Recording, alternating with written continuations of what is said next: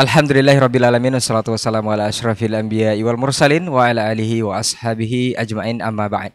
91,1 FM Radio Robani Barajutil dan Peradaban, Generasi Romani dan pemirsa KMTV dimanapun Anda berada. Alhamdulillah kita kembali di program Diktat Dialog Ilmuwan Islam bersama Ustadz. Untuk kesempatan hari ini Alhamdulillah kita sudah bersama ketiga narasumber. Kita bersyukur dulu kepada Allah Subhanahu wa taala, salawat beserta salam kepada Nabi Muhammad sallallahu alaihi wasallam.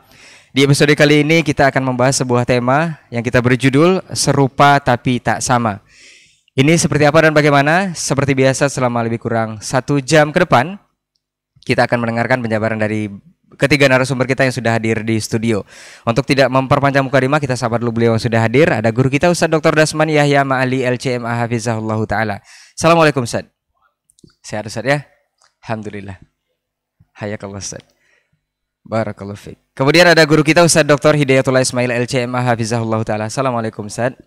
Kabar baik Ustaz? Alhamdulillah. Kemudian guru kita Ustaz Dr. Helmi Basri LCMA Hafizahullah Ta'ala. Assalamualaikum Ustaz. Sehat Ustaz ya? Alhamdulillah. Hayakallah Ustaz. Taib, Generasi Romani dan pemirsa KMTV, untuk tidak memperpanjang mukadimah, kita akan langsung saja mendengarkan penjabaran dari guru kita. Untuk pertama kita minta kesediaan beliau, guru kita Ustaz Dr. Dasman Yahya Ma'ali LCMA Hafizahullah Ta'ala. Falyatafadhal masykur Ustaz. Bismillahirrahmanirrahim. Assalamualaikum warahmatullahi wabarakatuh. Alhamdulillahi wa kafa. Thumma assalatu wassalamu ala abdihi alladhi istafa. Nabiyyina wa habibina wa sayyidina Muhammadin al-Mustafa wa ala alihi as-sadati as-syurafa wa ashabihi al-kiramin nubala ahli as-sidqi wal-wafa wat-tabi'ina lahum bi ihsanin ila yawmil jaza'il awfa. Amma ba'du, fa usi nafsi wa iyyakum wa iyyakunna ayyuhal muslimun wa ayyatuhal muslimat bitaqwallahi haqqat taqwa wa muraqabatihi fis sirri wan najwa fa inna ajsadana 'ala an-nari la taqwa fatamassaku minal islami bil urwatil wuthqa wa tazawwadu fa inna khairaz zadi taqwa. Ya ayyuhalladzina amanu taqullaha haqqa tuqatih wa la tamutunna illa wa antum muslimun. Allahumma Rabba Jibril wa Rabba Mikail, innaka tahdi man tasha ila siratin mustaqim fahdina lima ikhtulifa fihi minal haqq ya Rahmanu ya Rahim. Para tuan guru yang hadir pada kesempatan ini di majelis dialog bersama Ustadz ini, Fadilatu Al-Ustadz Dr. Hidayatullah Ismail Hafizahullah wa Fadilatu Al-Ustadz Dr. Helmi Basri Ad-Dawudi Hafizahul Maula, dan saudaraku yang senantiasa setia bersama, yang selalu mengingatkan untuk tetap setia di udara, Al-Akh Reynaldi Imran Hafizahullah, dan Al-Akh Al-Hamim yang selalu setia di studio, Al-Ustadz Abu Aldian Adnan, dan seluruh ikhwah yang ikut bekerja sama merelay kegiatan ini, baik di Radio Robani, Kampar Mengaji, Baba TV, Saudi TV, dan lain-lain yang tidak saya sebutkan satu persatu. Dan yang kami banggakan, para pendengar setia 91,1 FM Merajut Ilmu dan Peradaban Radio Robani, dan para pemirsa dimanapun berada, mudah-mudahan perjumpaan kita ini dipenuhi oleh rahmat Allah Subhanahu wa taala dan diberikan taufik dan tasdid.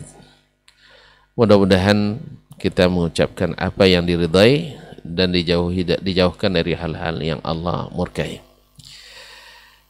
Bersalawat kita kepada Nabi alaihi salatu wassalam yang sangat-sangat haris bersungguh-sungguh agar kita tetap selamat baik di dunia maupun akhirat, baik ketika beliau masih bersama para sahabat dan ataupun setelah beliau meninggalkan mereka. Nabi SAW ingatkan, fa innahu may ya'ish minkum fasayara ikhtilafan katsiran. Siapa yang hidup di antara kalian pasti akan melihat perselisihan yang banyak. Yang Nabi maksud tentu adalah ikhtilafu ahlil Islam, adalah perselisihan yang terjadi di kalangan orang-orang Islam. Nah, saking rumitnya masalah, karena sering masalahnya serupa tapi tak sama, dibungkus dengan istibah atau syubhat yang seolah-olah hak tetapi di dalamnya ada kebatilan, seolah-olah benar ternyata dia adalah inti dari kesalahan. Oleh itu Nabi SAW ingatkan generasi sahabat, alaikum bisunnati wa sunnatil khulafa'ir rasyidin al-mahdiin min ba'di tamassaku biha wa 'addu 'alaiha bin nawajiz. Hendaklah kalian tetap di atas sunnahku dan sunnah para khulafa' rasyidin. Pegang teguh, gigit dengan gigi geraham. Wa iyyakum wa muhdatsatil umur. Dan jauhilah segala yang diada-adakan. Tentu dan maksud Nabi dalam agama. Sebab Nabi diutus untuk merumuskan agama. Fa inna kulla muhdatsatin bid'ah. Karena sesungguhnya segala yang baru dalam agama itu bid'ah. Wa kulla bid'atin dalalah, dan seluruh bid'ah itu adalah sesat. Ma'asyiral kiram, sebenarnya kalau bukan karena perkara ini menjadi tanggung jawab bagi kita para ustadz dan da'i untuk menjelaskan, sebenarnya berat sebagaimana berat dialami oleh para pendahulu kita.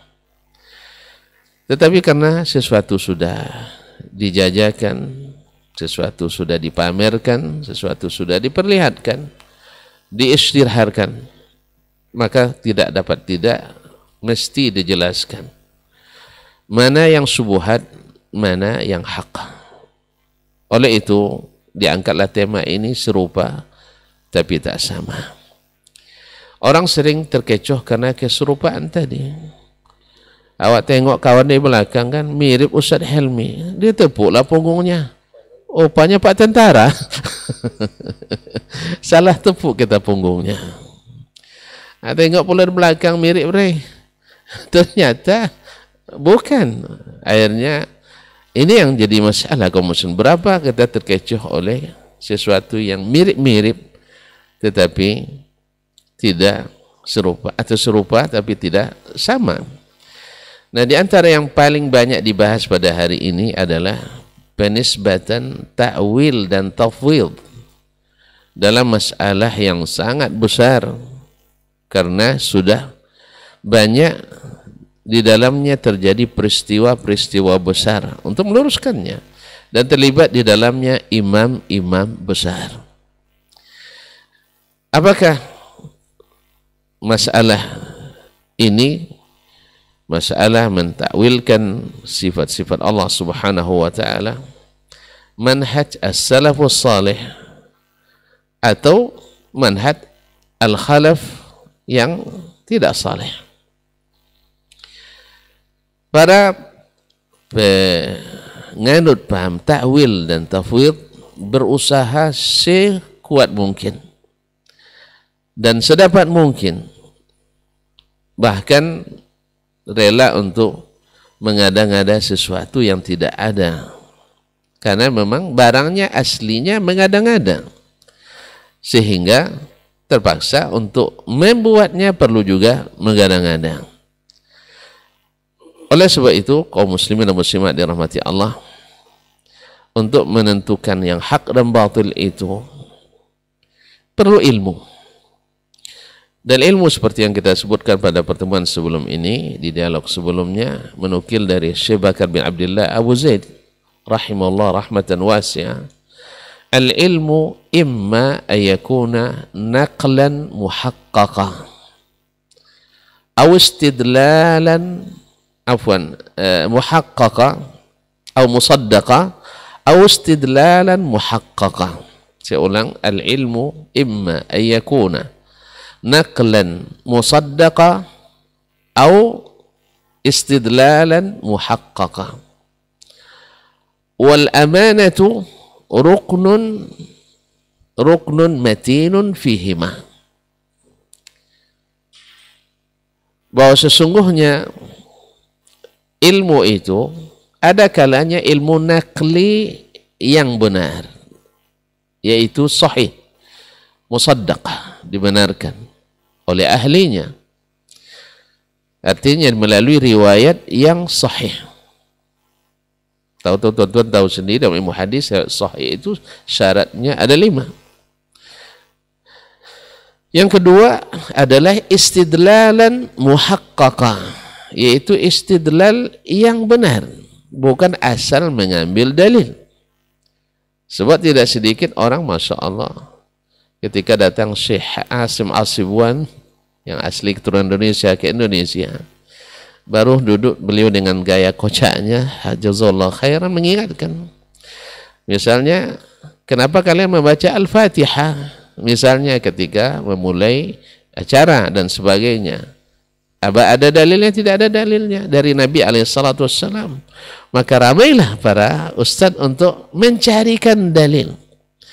Perkataan beliau jelas, Nabi bermajelis, tidak satu riwayat pun menyebutkan bahwa beliau memulai dengan Al-Fatihah.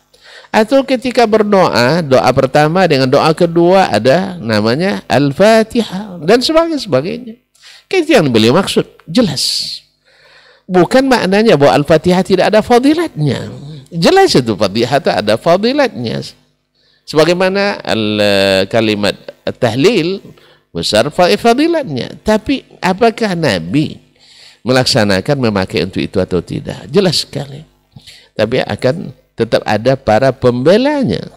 Sebab apa? Diamalkan dulu baru dicarikan, dibangun rumahnya baru cari tiangnya. Jadi mau roboh apa saja diambil. Ya, walaupun tiang-tiang rongsokan atau tiang-tiang bekas atau kayu lapuk. Oleh sebab itu kaum muslimin dan muslimat, nah amanah dalam keduanya, amanah dalam menukil, amanah dalam istidlal adalah penting. Nah sekarang kita menisbatkan masalah ta'wil dalam masalah yang sangat besar, yaitu masalah tauhid, sifat-sifat Allah Subhanahu wa taala. Apakah benar as-salaf melakukan atau tidak? Ini akan kita bahas dalam pertemuan yang tak terlalu panjang ini. Ya, tetapi saya akan membahas dari sisi perkembangan periodisasi, perkembangan akidah dalam umat Islam. Mungkin Dr. Hidayatullah insya Allah mungkin akan membahas tentang kronologis masuknya ta'wil ke dalam akidah umat Islam. Dari mana bermulanya? Mungkin juga dari apa yang akan saya sebutkan secara singkat.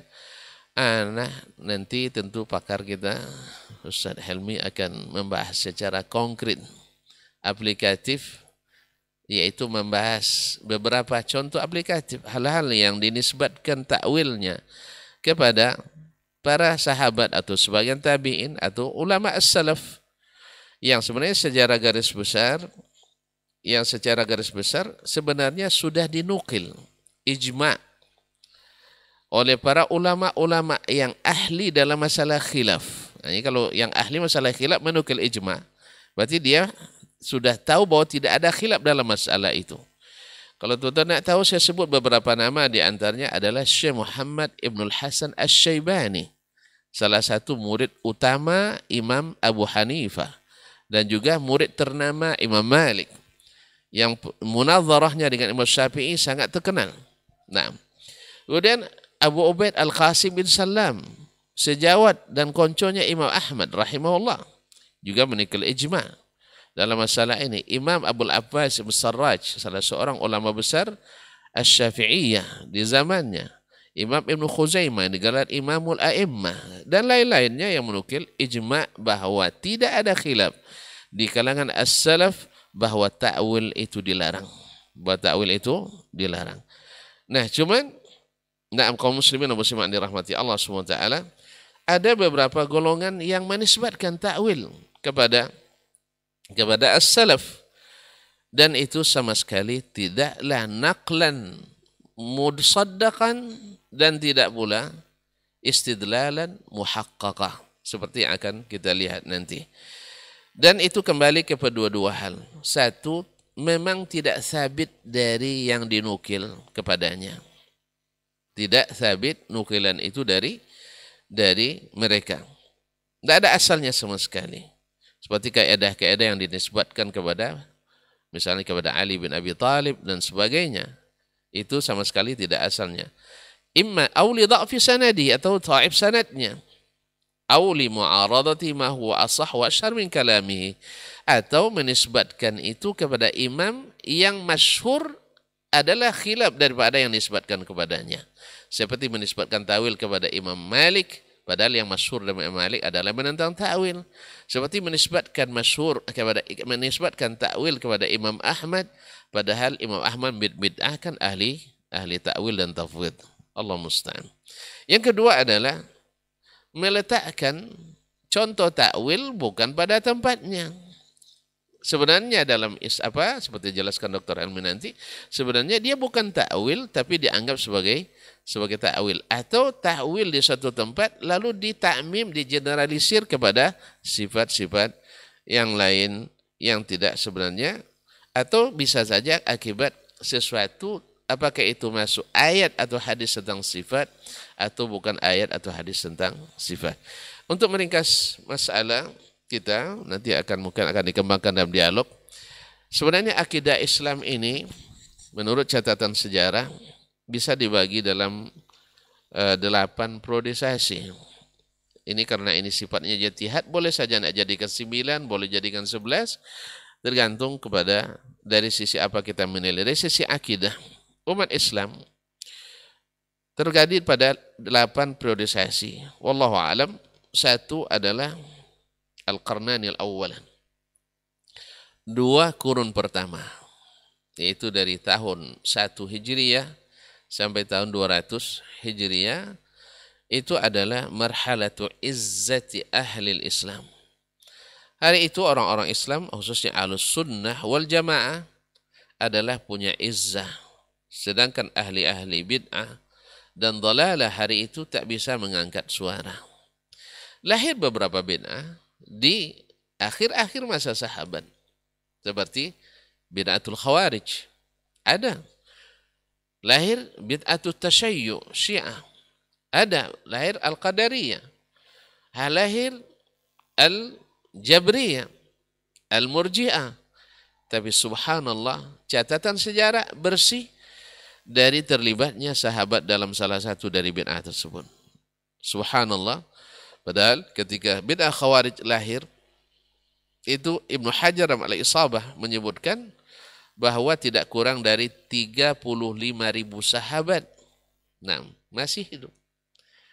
Ya, ketika terjadi masalah antara Muawiyah dengan Ali akibat hasutan ini dan itu, akibat langsung dari perbuatan khawarij yang menyebabkan syahidnya Utsman bin Affan, dan di saat itu puluhan ribu sahabat masih hidup, tetapi mereka juga tidak terlibat, kecuali yang memang pejabat-pejabat di kedua kalangan, Muawiyah ataupun Ali bin Abi Thalib.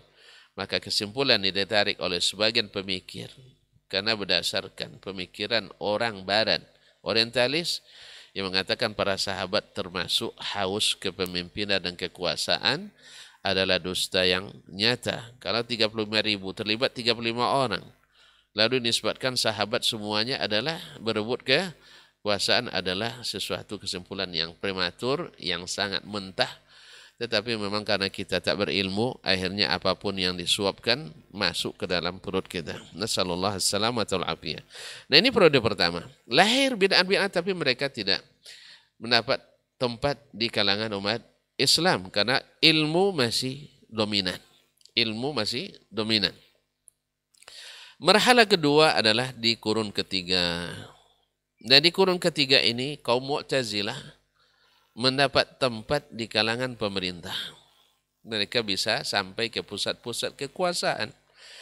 Nah, yang namanya ahli bid'ah, demikian juga al-Jahmiyah, ahli bid'ah kalau masuk ke pusat kekuasaan selalu menghasut pemerintah. Sampai menghasut pemerintah.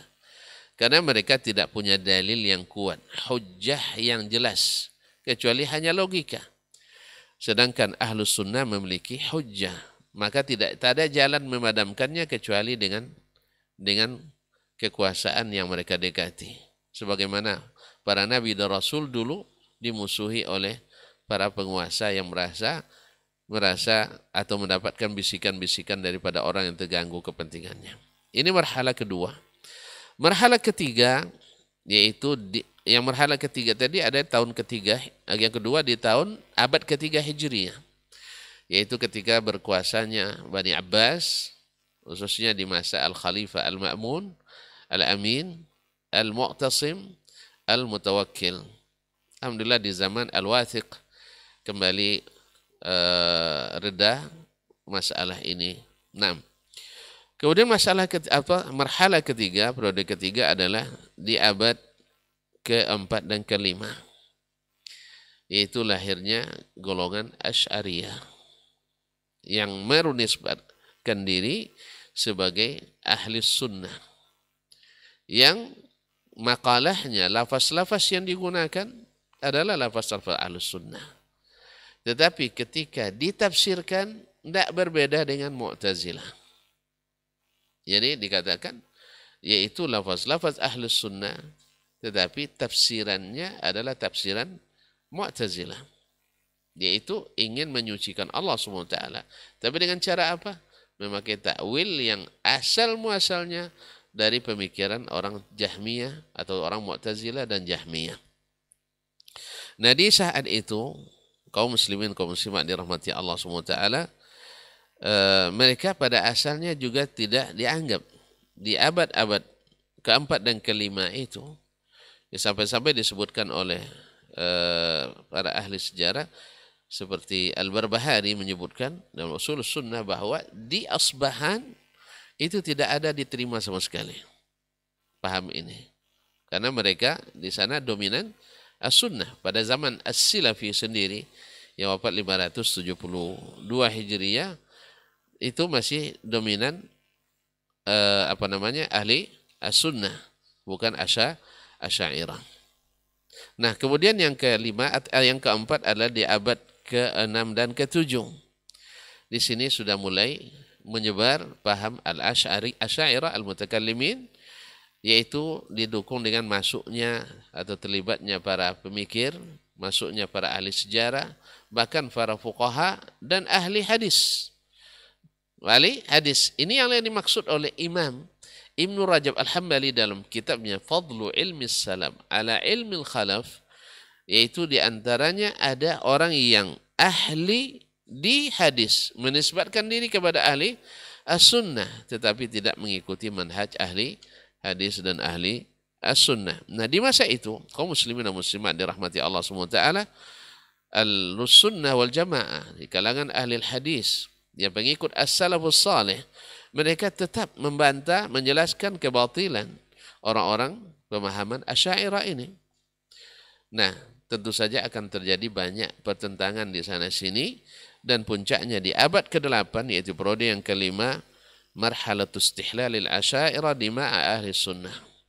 Di masa itu, karena kedekatan mereka dengan penguasa pada masa itu, yaitu di tahun 700 sampai 800, yaitu para penguasa banyak mengangkat kaum Asy'ariyah sebagai pejabat-pejabat penting di dalam negara, sehingga masa itu lahirlah orang seperti Ibnu Taimiyah rahimahullah taala yang dihasut oleh para Asy'ariyah yang banyak dijadikan sebagai qadhi, karena qadhil qudatnya dari kalangan Asy'ariyah.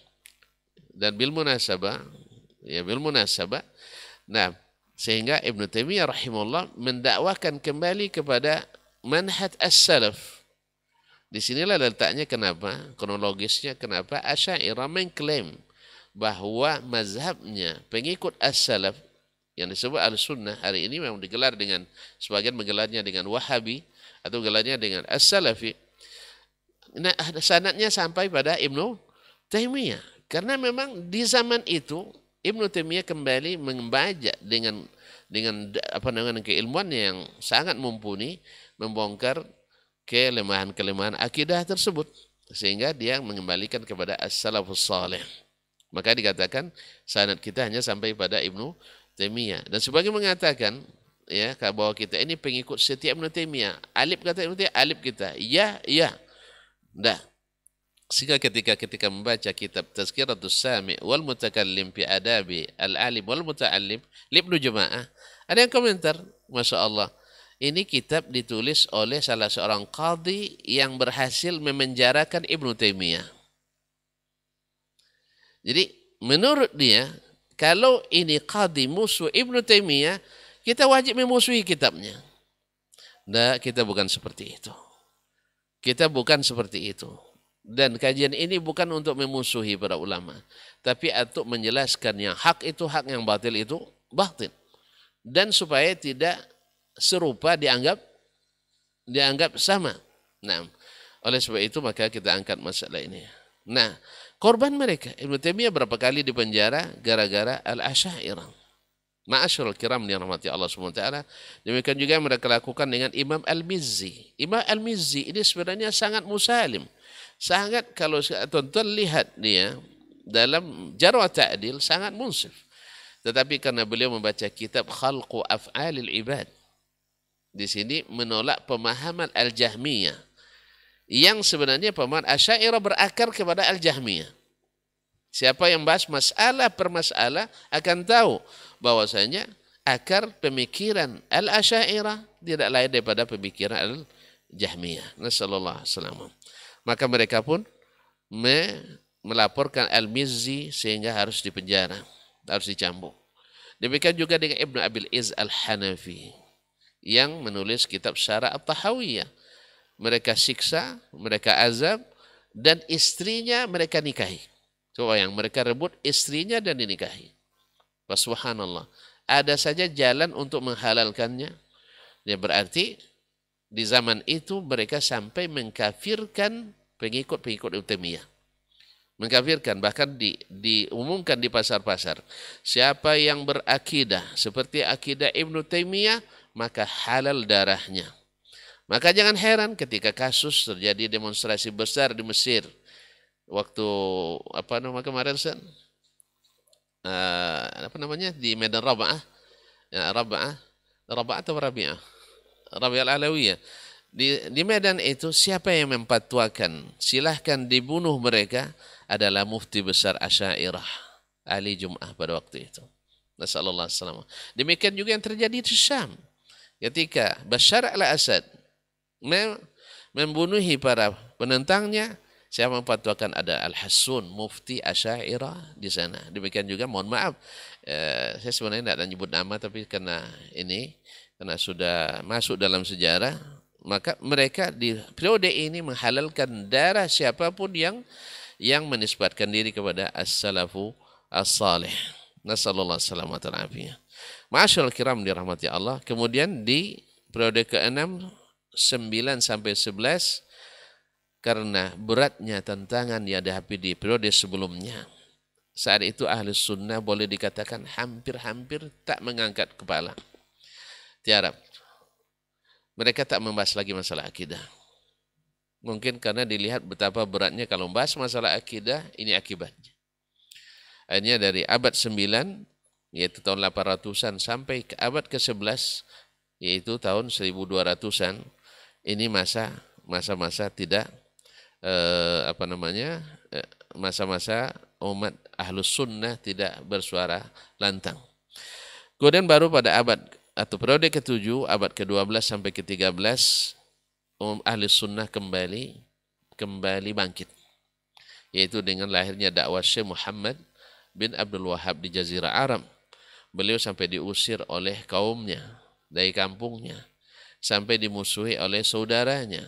Sehingga lahirlah kitab As-Sawa'iq Al-Ilahiyah Birraddi Alal Wahabiyah yang menjadi rujukan bagi Asy'ariyah pada umumnya dimanapun berada untuk mendiskreditkan dakwah Syekh Muhammad bin Al-Wahhab seperti yang dialami oleh Ibnu Taimiyah rahmatullahi alaihi dulu.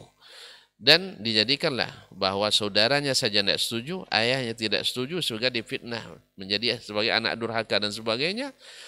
Akhirnya menjadi ukuran bagi mereka, kalau tidak didapat terimanya di kampungnya berarti tidak benar. Ini kaedah jahiliyah, kaedah yang dilakukan oleh jahiliyah. Dulu Abu Lahab selalu membuntuti Nabi SAW supaya menjadi alasan pamannya sendiri menolak dakwahnya. Maka manusia pun menolak dakwahnya.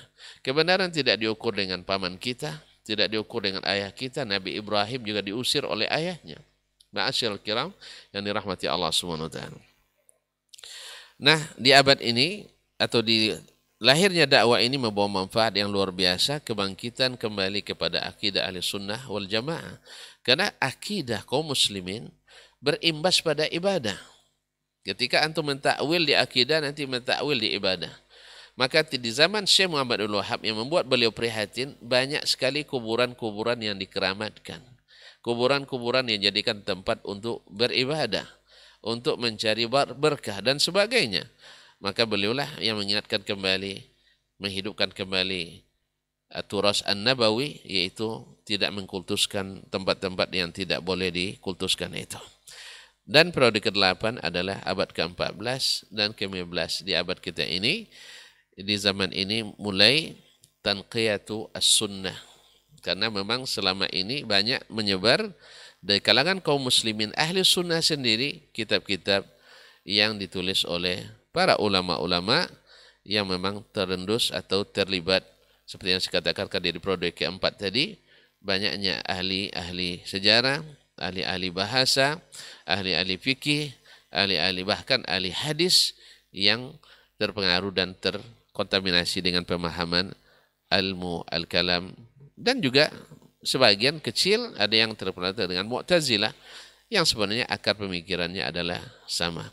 Maksud daripada menjelaskan ini, kaum muslimin dan muslimat dirahmati Allah SWT, adalah untuk supaya membantu kita memahami bahwa dalam keserupaan itu sebenarnya terjadi perbedaan. Tetapi sebagian menganggap tidak bedanya.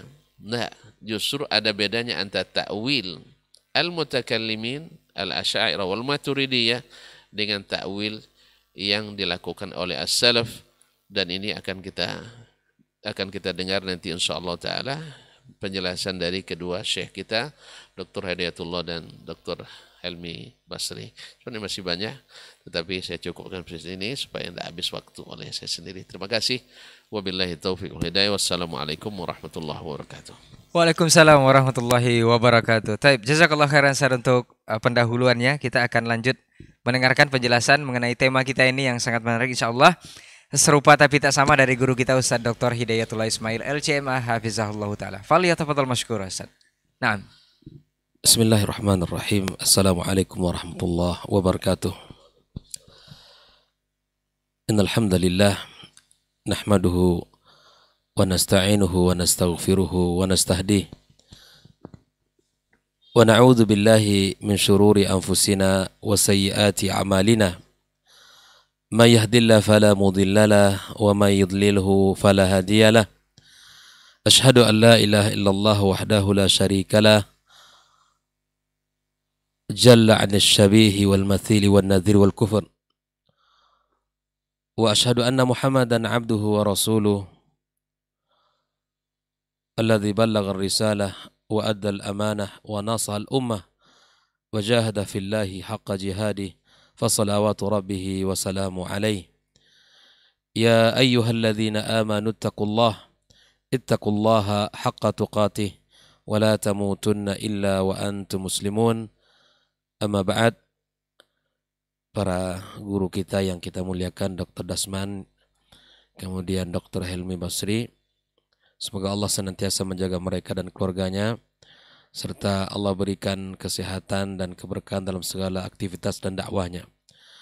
Kemudian teman-teman di studio yang berbahagia dan kaum muslimin dan muslimat dimanapun berada yang mengikuti kegiatan kita, kegiatan diktat pada pagi ini.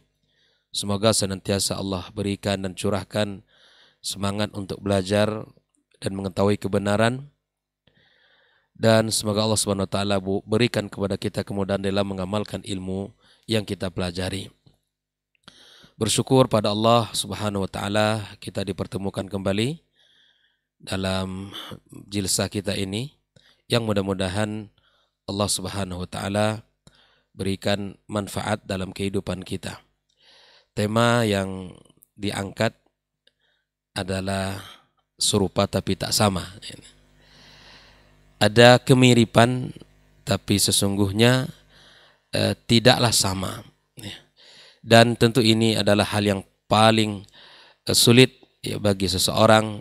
Jangan sampai tertipu di dalam memilih dan jangan sampai salah di dalam menentukan akidah kita, karena kita akan bertemu dengan Allah Subhanahu wa taala dengan keyakinan yang ada dalam diri kita. Ikhwah fillah rahimakumullah. Alhamdulillah sudah panjang lebar guru kita tadi menyampaikan tentang prodesasi. Bagaimana sejarah urutan terjadinya, bagaimana perkembangan pemikiran dan sampai pada sejarah yang sangat panjang umat Islam.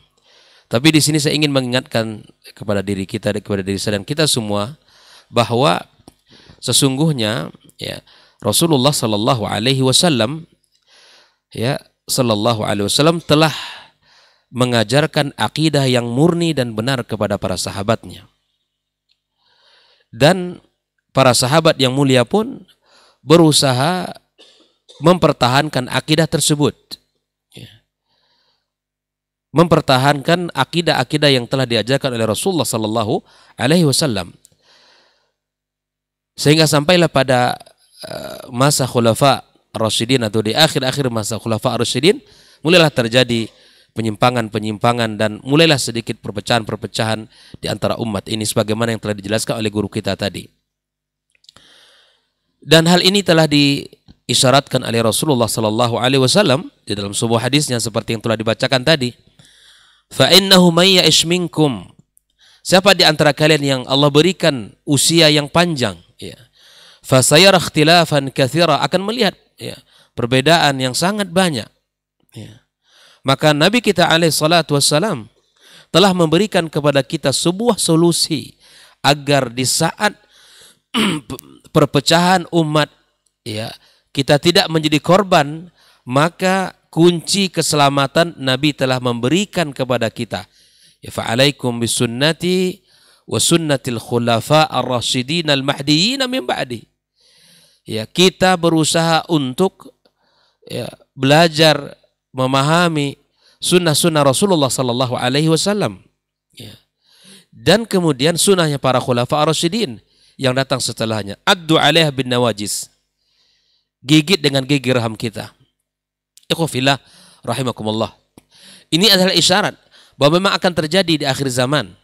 Semakin jauh masanya dari masa Rasul sallallahu alaihi wasallam akan ada ikhtilaf ya, perselisihan ya, di dalam agama yang mulia ini. Tapi ya, Nabi sallallahu alaihi wasallam telah memberikan kepada kita kunci keselamatan. Nah, inilah yang harus kita pegang dalam kehidupan kita. Nah, dan Nabi SAW juga telah menyebutkan ya, bahwa umat ini akan berpecah menjadi 73 golongan. Ya. Kulluha finnar illa wahida. Semuanya dalam neraka kecuali satu golongan. Ya. Illa milla wahida. Maka siapakah yang selamat itu, kata para sahabat? Qala ma ana alaihi wa ashabi. Apa yang saya lakukan, apa yang saya kerjakan, dan apa yang saya laksanakan dan dilaksanakan, dikerjakan oleh para sahabatku, kata Nabi SAW. Wa ya lihadhil mau'idhah, kata Syekh Muhammad bin Abdul Wahab, kalimat Nabi yang mulia, kalimat Nabi ini yang disampaikan oleh Rasulullah SAW ini, kata wa ya lihadhil mau'idhah law wafaqatil qulub hayatan, andai kalimat Nabi ini masuk ke dalam hati kita, masuk ke dalam jiwa kita, maka hati kita akan hidup. Kita akan semangat untuk melakukan perintah Allah, semangat untuk mengetahui kebenaran, semangat untuk beramal sesuai dengan perintah Nabi kita alaihi salatu wassalam. Makanya para as-salaf, mereka berpegang kepada apa yang telah disampaikan oleh Rasulullah SAW. Dan mereka berhati-hati, tidak mau melenceng, dan tidak mau berubah sedikit pun dari apa yang telah disampaikan oleh Nabi kita sallallahu alaihi wasallam. Maka semangat ini pun terlihat dari ucapan Syekhul Islam Ibnu Taimiyah rahimallahu taala ketika beliau sangat fokus dalam menulis akidah, dan karya-karya beliau itu membuktikan betapa besarnya perhatian beliau terhadap akidah ini. Sehingga beliau mengatakan, kenapa wahai Syekh terlalu fokus di dalam pembahasan akidah? Bahkan karya-karya yang sangat besar. Kata beliau, penyimpangan dalam akidah itu berakibat fatal. Penyimpangan dari sisi akidah akan berakibat buruk dalam kehidupan kita. Namun perselisihan dalam fikih selama tidak keluar di dalam ijma' para ulama, maka tidak masalah. Maka disinilah beliau membuktikan dengan karya-karyanya. Bahkan seluruh al-firaq, bahkan beliau jawab dengan bid'ah-bid'ah mereka. Beliau tulis dengan ilmiah, dengan karya-karya yang sangat luar biasa, dan itu membuktikan perhatian yang sangat tinggi. Bahkan subhanallah, seperti orang-orang Nasrani dan bid'ah-bid'ah mereka dijawab dengan kitab Al-Jawabus Sahih liman baddala dinal Masih. Kemudian orang-orang Syiah juga dijawab dengan kitab Minhajus Sunnah. Kemudian orang-orang falasifah beliau tulis tentang Dar'ut Ta'arudil Aqli wan Nakal, yaitu orang-orang yang mencoba mempertentangkan antara akal dengan nas-nas syar'i. Beliau bantah di situ. Subhanallah, beliau infakkan usianya di jalan Allah untuk menulis ilmu-ilmu yang sangat luar biasa. Dan karya-karya mereka inilah yang menjadikan umat ini selamat, sehingga tidak terjebak di dalam keserupaan dan tidak terjebak dalam kesamaan. Di hampir banyak orang-orang yang kalau tidak berhati-hati di dalam memilih kemudian belajar, itu akan terjebak di dalam penyimpangan dalam agama kita yang mulia ini. Ikhwah fillah rahimakumullah. Di sini saya akan mencoba untuk izin Syekh menyampaikan bahwa tadi priorisasi juga telah disebutkan tentang siapa para tokoh yang melakukan, yang membawa penyimpangan. Kemudian saya ingin mengajak diri saya sendiri, kita semua, agar kita berhati-hati di dalam berakidah, karena akidah adalah harta yang paling mahal yang dimiliki oleh seorang mukmin. Dengannya dia terbedakan antara ahlus sunnah dan ahlul bid'ah. Dan kita akan senantiasa ikhwafillah akan mengatakan, menisbatkan diri kita kepada ahlus sunnah, kepada as-salafus salih, bukan dalam rangka mentazkiyah diri kita, tetapi litamyiz, membedakan antara siapa yang mengikuti jalan para as-salafus salih dan kemudian mengikuti berbeda dengan orang-orang yang melakukan penyimpangan dalam sisi akidah. Dr. Syekh Shalih Al-Fauzan menyebutkan dalam kitab Tauhidnya, wal inhirafu anil aqidati sahihati lahu asbabun tajibu ma'rifatuha an ahammiha.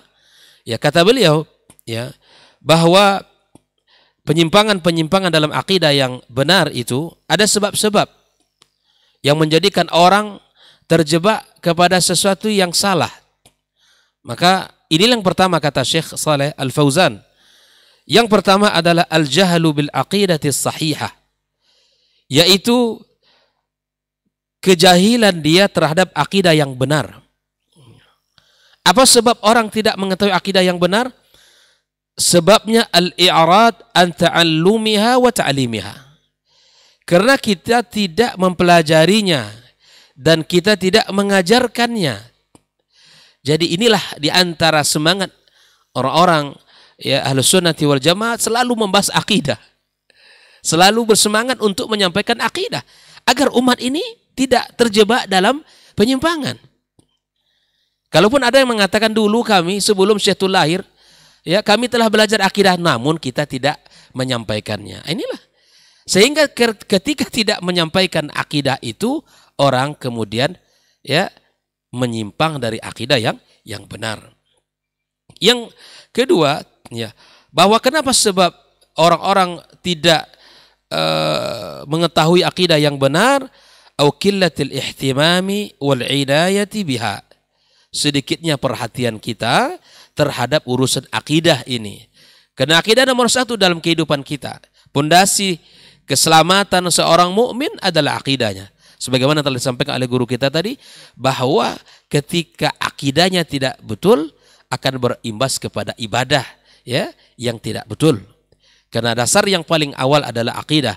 Sebagaimana kokohnya sebuah bangunan didasari oleh pondasi yang kokoh, yang baik. Ya, inilah yang harus kita perhatikan. Kemudian, ya, yang kedua, ikhwah fillah rahimakumullah, di antara sebab menyimpangnya orang dari akidah ini, at-ta'assubu lima alaihi al-aba'u wal ajdad. Fanatik buta dengan keyakinan orang tua dan nenek moyang, ya. Wa tamassuku bihi, dan memegang erat keyakinan tersebut, wa in kana batilan, walaupun keyakinan itu batil. Nah, ta'assub seperti ini tidak dibenarkan dalam agama kita, ya.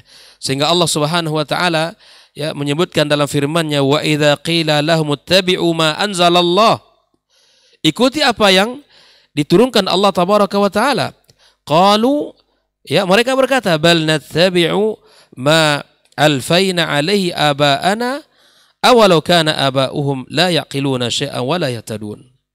Inilah ta'assub buta yang mereka lakukan walaupun diperintahkan untuk mengikuti Allah, ya, apa yang Allah turunkan dari ayat-ayatnya, tapi tetap mereka mengatakan kami akan ikuti apa yang kami dapatkan dari orang tua kami, walaupun mereka tidak memahaminya sedikit pun. Ikhwah fillah rahimakumullah. Nah, yang ketiga, sebab-sebab penyimpangan dari akidah as-sahihah, at-taqlidul a'ma bi akhdhi aqwalin nasi fil aqidah. Taklid buta dengan mengambil dan menjadikan apa kata orang dalam masalah akidah. Min ghairi ma'rifati daliliha, tanpa mengetahui dalil-dalilnya. Ya. Wa ma'rifati mada sihatiha, juga tidak mengetahui sejauh mana kesahihan dalil itu. Kama huwal waqi' minal firaqi al-mukhalifah, sebagaimana yang kita lihat apa yang terjadi pada kelompok-kelompok, ya, yang menyimpang hari ini. Ya, seperti Jahmiyah dan kaum Mu'tazilah, Sufiyah dan lain sebagainya. Dan itu adalah karena tidak mengetahui dalil yang sahih, kemudian tidak mau tahu dengan dalil tersebut, sehingga mengikut apa kata orang dalam bab akidah tersebut. Ikhwah fillah rahimakumullah. Kemudian yang berikutnya, di antara sebab penyimpangan dari akidah, ya, sehingga orang tidak lagi bisa membedakan, ya, sehingga terjebak pada serupa tapi tak sama tadi, al-ghulu fil awliya was salihin, yaitu mereka yang berlebihan terhadap para wali dan orang-orang saleh. Wa raf'uhum fawqa manzilatihim, menempati mereka pada posisi yang tidak pada sesungguhnya, menempatkan mereka pada posisi yang pada kedudukan yang tidak semestinya. Yang seharusnya dimuliakan, para ulama dimuliakan, para aulia dimuliakan, orang saleh dimuliakan, tetapi kemudian karena al-ghulu, sifat ghulu yang ada pada mereka tersebut, maka akhirnya mereka menyimpang dari akidah yang sahih, ya. Bihaitsu yu'taqadu fihim ma la yaqdiru alaihi illa Allah tabaraka wa taala min jalbi al-nafa' wa daf'in ad-darr dan sebagainya. Inilah yang harus kita yakini bersama, bahwa kita harus bersikap ya at-tawassut, ya, al-wasatiyah, dan tidak al-ghulu kepada para aulia dan kaum orang-orang saleh dari umat ini. Sehingga ketika Allah Subhanahu wa taala katakan waqalu, ya, dikatakan kepada mereka, ya, la tadharunna alihatakum wa la tadharunna wadda wa la suwa'a wa la yaghutha wa ya'uqa wa nasra. Ini terjadi sebab terjadinya penyimpangan kaum Nuh alaihissalam, di mana mereka dulu yaghulu terhadap orang-orang saleh di masanya, ya. Sehingga apa? Sehingga mereka dilencengkan oleh syaitan dari agama yang mulia dan agama yang lurus ini.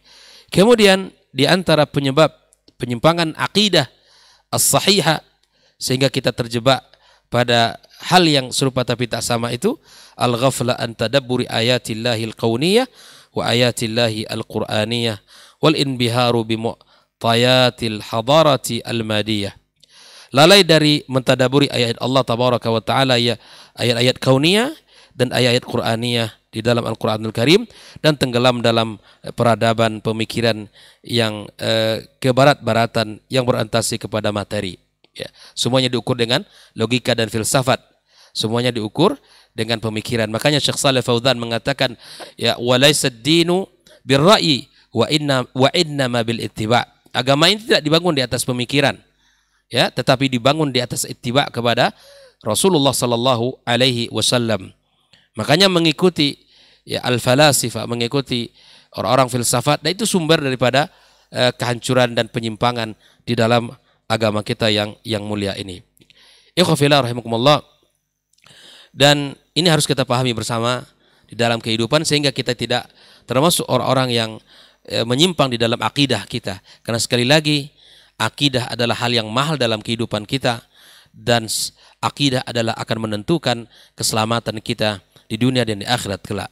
Di akhir ini saya akan mengingatkan sebuah hadis Nabi sallallahu alaihi wasallam, bahwa Nabi telah mengatakan dalam sebuah hadisnya riwayat Imam Ahmad dan Abu Dawud dalam kitab sunannya, bahwa di akhir zaman, di akhir zaman ini saya khruju min ummati qaumun, ya, akan ada di akhir zaman kaum, ya, kaum tatajara bihim tilkal ahwa, mengalir dalam diri mereka hawa nafsu, ya, kama tajara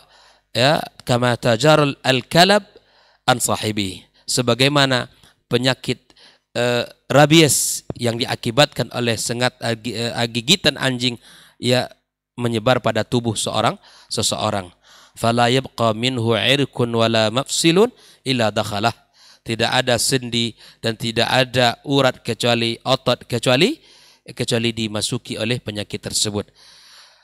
Yang dibawakan ayat, tapi ayat ditakwilkan. Yang dibawakan hadis Nabi SAW, maka kemudian hadis itu kemudian dipahami sesuai dengan hawa nafsunya. Makanya ketika ayat Al-Quran tidak kita ta'zim, ketika kita tidak muliakan, maka disitulah mulai penyimpangan itu akan terjadi. Apabila Allah telah mengatakan tentang ayatnya, makanya di antara min simat ahlus sunnah ta'zimun nusus syar'iyyah, seperti kita bahas pada pertemuan sebelum ini, ya, mengagungkan nas syar'i. Maka Allah wa qala rasuluhu, apa yang Allah katakan dan apa Rasul katakan, kita cukup mengatakan sami'na wa ata'na, ya. Makanya, ya, kalau kita tambah lagi ini, di antara ada 3 pondasi dasar di dalam membahas ayat-ayat sifat itu.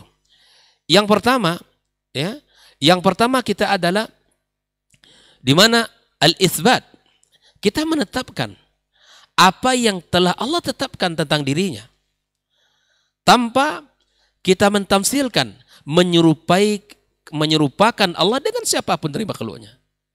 Itsbat, ya, kita tetapkan bagi Allah tabaraka wa taala apa yang telah Allah tetapkan, ya. Allah mengatakan dalam firman-Nya, wa kallama Allah Musa taklima, sudah Allah berbicara, ya, sudah kita tetapkan Allah berbicara. Karena Allah yang mengatakan. Dan Ahlus Sunnah mentakzim ayat ini. Ditetapkan Allah Subhanahu wa taala tanpa menyerupai bagaimana, ya, tanpa menyerupai makhluknya berbicara. Tanpa kita menyerupai Allah bagaimana makhluknya berbicara. Ikhwafillah. Yang kedua, ya, di samping kita mengisbatkan apa yang Allah tetapkan bagi dirinya dan menafikan apa yang Allah nafikan tentang dirinya, yang kedua ada tanzih, ya. Kita, ya, mentanzih Allah Subhanahu wa taala dari sifat-sifat yang mirip dengan makhluknya. Maka terkadang di sini letaknya. Ingin mentanzih Allah Subhanahu wa taala tapi kemudian terjebak kepada kesalahan yang lain. Akhirnya dia taktil. Ya. Ingin mentazih Allah Subhanahu wa taala tidak seperti makhluk tapi akhirnya kemudian dia mentaktilkan sifat Allah Subhanahu wa taala. Ya. Yang ketiga adalah sebagaimana yang katakan oleh Syekh Muhammad Amin Asy-Syanqiti, qat'u at-tama' an idraki al-kaifiyah. Kita jauhkan keinginan, semangat ingin tahu bagaimana kaifiat Allah Subhanahu wa taala. Ahlus sunnah mengatakan bahwa kita serahkan kepada Allah itu kaifiatnya, bukan maknanya. Allah Subhanahu wa taala ya turun ke langit bumi, kita katakan kaifiatnya Allah yang tahu. Karena tidak boleh kita di dalam bab ini, karena Allah Subhanahu wa taala kita tanzih, kemudian kita muliakan Allah Subhanahu wa taala dan Allah yang tahu kaifiatnya. Adapun kita isbatkan sifat nuzulnya iya. Kemudian ada orang yang WA ke saya itu, terjebak dalam tiga alam katanya. Ini Masya Allah, nggak tahu siapa yang WA itu. Kamu seorang Wahabi yang menetapkan nuzul Allah, ya maka antum terjebak dengan tiga kondisi. Saya bilang, ini orang nggak paham, karena dia kemudian ya ketika ingin menetapkan sifat Allah Subhanahu wa taala, maka kemudian dia mencoba melarikan ke logikanya. Selama ini dipakai tidak akan ketemu. Selama ini dipakai logika dipakai nggak akan ketemu. Kita ta'zimun nusus syar'iyyah, ya kita berdasarkan hadis-hadis yang sahih, kemudian kita pahami dengan pemahaman yang benar. Oleh itu ikhwafillah rahimakumullah, pahami apa yang dikatakan oleh Syekh Shalih Fauzan tadi, insyaallah kita akan selamat ya dan tidak terjebak pada perkataan serupa tapi tak sama tadi insyaallah ya.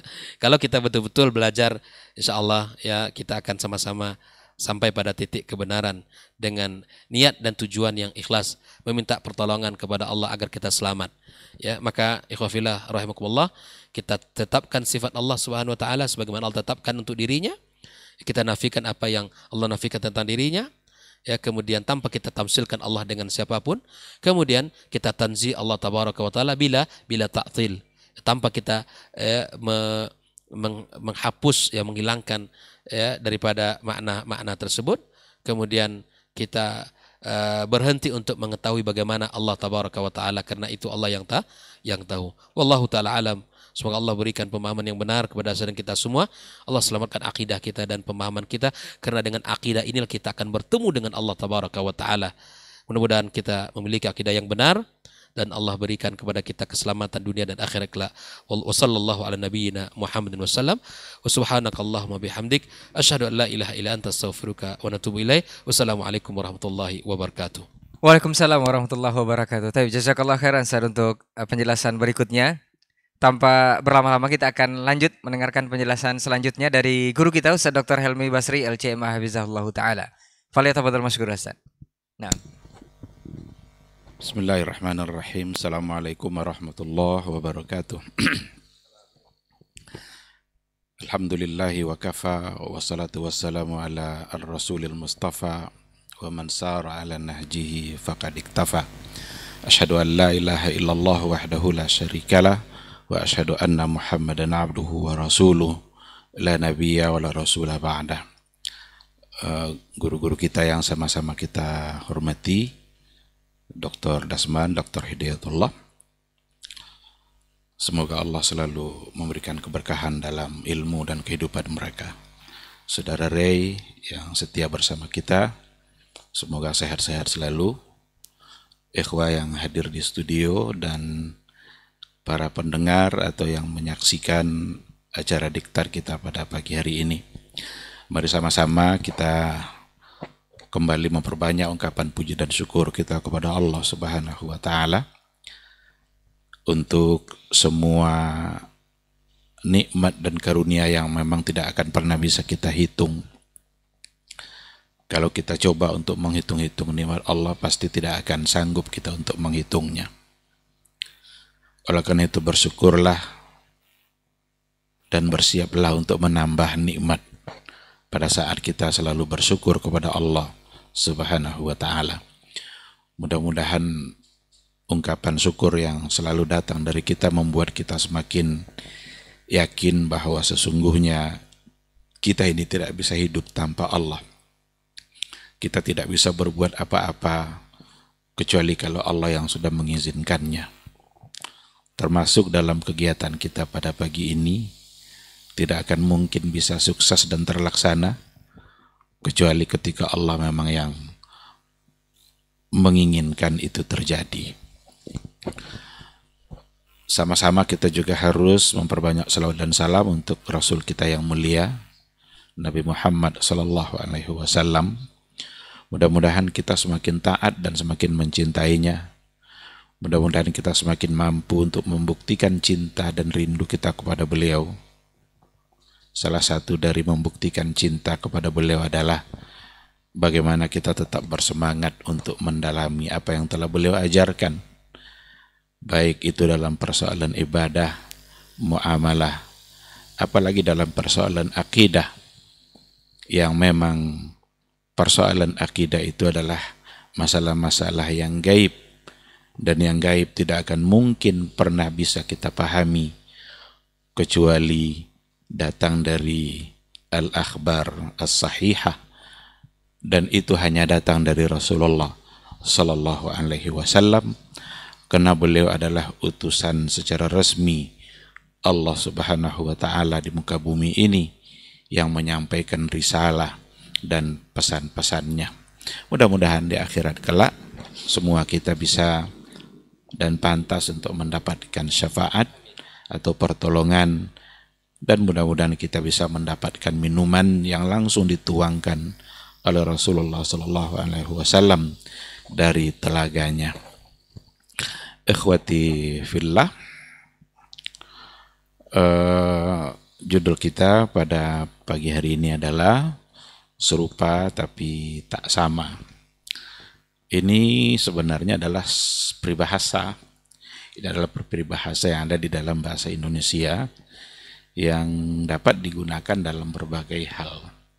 Kita pagi ini menggunakan ini sebagai judul, dan kita akan fokuskan bahasannya dalam persoalan akidah. Karena memang salah satu dari penyebab terjadinya kesalahan-kesalahan dalam akidah itu memang adalah karena serupa tapi tak sama itu. Ada orang yang memandang serupa lalu menganggap sama, maka terjebak pada kesalahan. Tapi bagi orang-orang yang mengerti, meskipun serupa, tapi harus tetap ditolak, karena nggak sama dengan yang disampaikan oleh Nabi kita. Serupa tapi harus di-cancel, karena nggak sama ternyata dengan apa yang ada di dalam Al-Quran.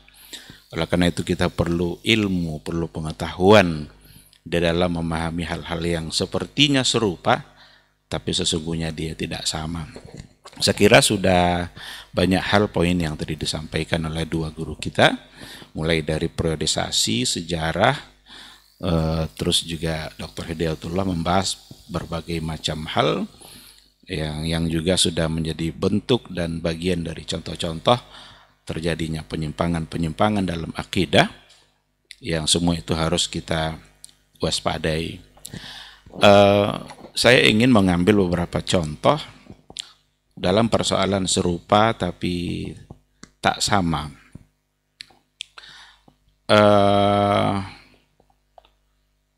Yang pertama, saya ingin coba berangkat dari mustalahat, dari istilah yang digunakan.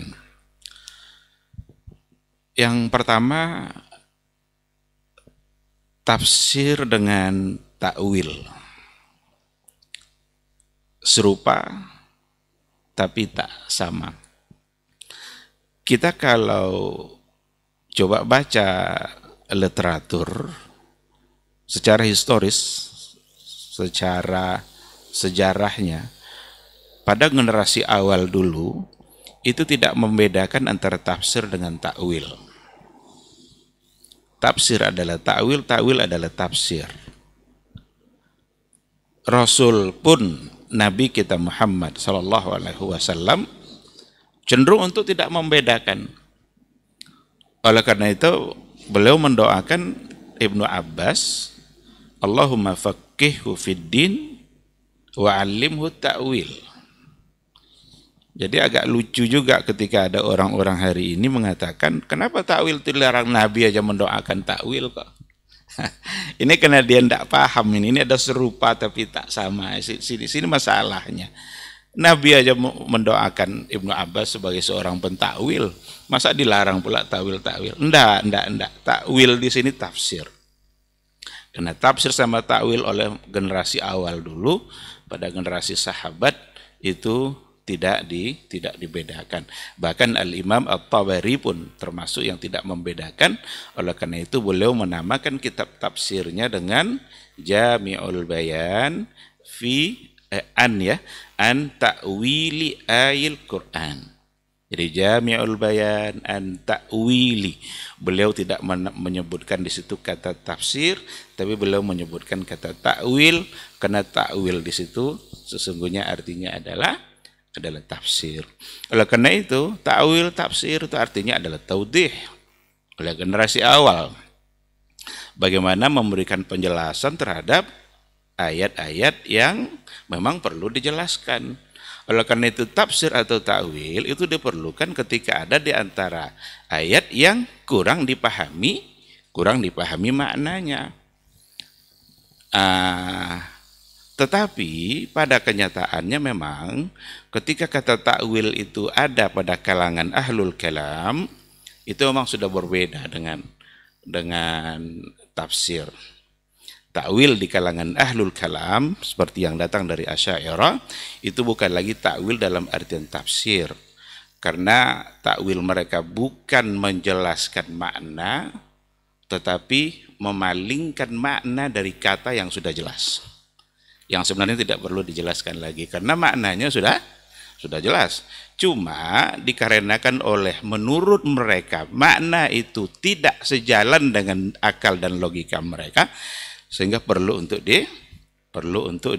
dipalingkan maknanya kepada makna yang lain. Inilah takwil yang salah, takwil yang menyimpang, dan itu sesungguhnya bukan bagian dari tafsir seperti yang dikatakan di awal tadi. Ketika berbicara tentang ayat-ayat sifat umpamanya yang berhubungan dengan Allah Subhanahu wa taala, apakah itu ayat-ayat khabariyah yang berkaitan dengan sifat af'al atau yang berkaitan dengan sifat zat Allah Subhanahu wa taala, kita tidak akan menemukan penafsiran dan penakwilannya dari Nabi Sallallahu Alaihi Wasallam. Kenapa demikian? Karena memang tidak perlu untuk ditafsirkan dan tidak perlu untuk ditakwilkan. Pernahkah datang penafsiran kata al-wajhu, wajhullah dari Nabi? Tafsirnya ada enggak? Takwilnya ada enggak dari Nabi? Tidak ada. Itu sifat yang berhubungan dengan zat. Yang berhubungan dengan af'al, umpamanya istawa, Ar-Rahmanu 'alal 'arsy istawa. Pernahkah kita menemukan bahwa Nabi menafsirkan atau menakwilkan? Jawabannya tidak. Kenapa demikian? Karena memang tidak perlu ditakwilkan. Sebab ketika ayat itu turun, Nabi dan para sahabat sudah paham, sudah mengerti. Maka tidak perlu takwil. Nah, sementara takwil yang ada dalam ahlul kalam ada pada ayat-ayat seperti ini. Kenapa mereka takwilkan? Karena maknanya enggak sejalan dengan akal dan logika. Nah, ini bedanya nanti. Oleh karena itu tafsirnya ulama salaf itu menjelaskan makna yang memang belum jelas, sementara takwil merubah atau memalingkan kepada makna lain karena makna yang ada itu dianggap kurang pas atau tidak sejalan dengan nah, disinilah pokok persoalan yang harus dipahami sebenarnya dalam masalah akidah. Kadang-kadang mereka juga beralasan, oh bukankah Ibnu Abbas juga mentakwil? Diberikan satu contoh, umpama wasna'il fulka bi'ayunina wa wahina. Kalau kita tengok dalam penafsirannya, Ibnu Abbas mengatakan Bi'ayunina itu tafsirnya bihirasatina. Itu dari Ibnu Abbas. Ini kan Ibnu Abbas nih. Ayun di sini beliau tidak artikan dengan mata, tapi hirasah. Sekarang pertanyaannya, adakah hirasah yang tanpa mata? Maka Ibnu Abbas ketika mengatakan itu hirasah bukan karena dia menolak sifat ayun itu, tetapi memberikan penjelasan makna. Karena ada di antara mufassir yang lain mengartikan bimar aminna haitsu naraka. Itu juga dari kalangan salaf dulu. Jadi bi ayunina bimar aminna haitsu naraka. Jadi ini tafsir. Berarti ini bukanlah takwil. Oleh karena itu menyandarkan takwil kepada para sahabat, takwil dalam artian ahlul kalam itu sama sekali tidak bisa diterima, karena mereka bukan menolaknya tapi hanya sekadar memberi makna. Beda nanti ketika ahlul kalam yang mentakwil, bukan menjelaskan makna, tapi karena mereka menganggap bahwa makna yang ada ini nggak cocok sama akal. Masa Allah punya mata, masa Allah punya wajah. Penolakan karena masa Allah punya wajah ini kan dari akal mereka. Tidak mungkin lah, berarti sama dengan makhluk. Kalau begitu maka perlu ditakwilkan, berarti wajah bukan wajah. Istawa diartikan istaula. Karena mereka memang menganggap ketika diartikan istawa itu nanti seolah-olah sama dengan makhluk. Berarti Allah butuh pada arasy. Ini yang tidak datang dari Nabi. Itu masalahnya. Kita sudah sering bahas ini, sering ulang-ulang, dan perlu untuk kita ulang-ulang memang. Karena subuhatnya juga sering datang gitu. Banyak datang subuhatnya. Jadi perlu pula diulang-ulang pembahasan-pembahasan seperti ini.